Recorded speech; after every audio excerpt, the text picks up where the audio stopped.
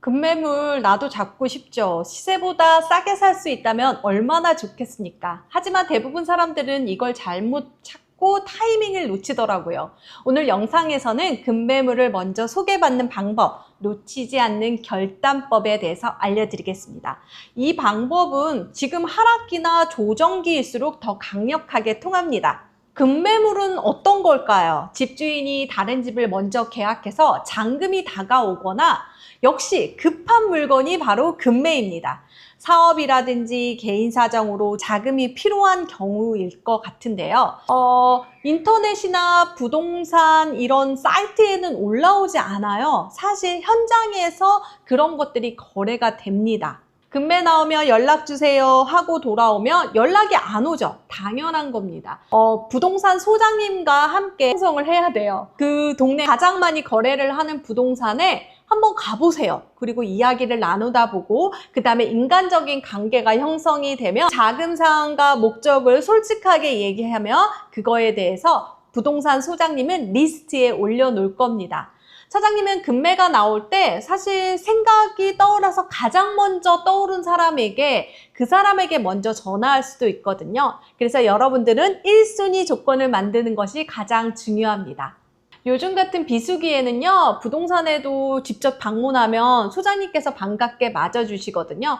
대화를 나누다 보면 급매는 어떤 건지도 알 수가 있는 거죠. 근데 막상 급매가 나왔다라고 하는데 이게 급매인지 아닌지를 조금 모르시더라고요.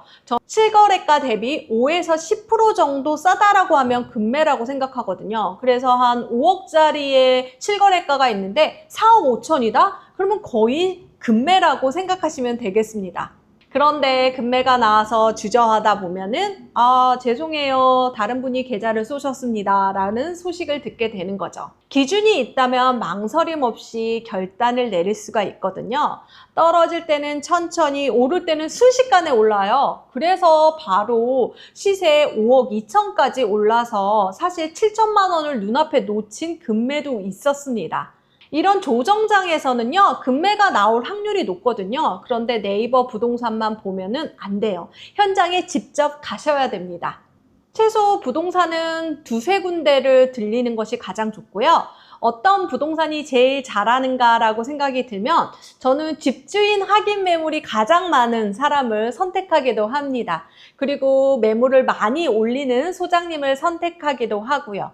그리고 코너 자리라든지 그리고 처음에 방문하고 주기적으로 문자를 보내는 것이 좋습니다. 소장님, 제가 그때 찾아뵀던 누구누구입니다. 물건 나오면 연락 주세요 라고 얘기를 하는 거죠.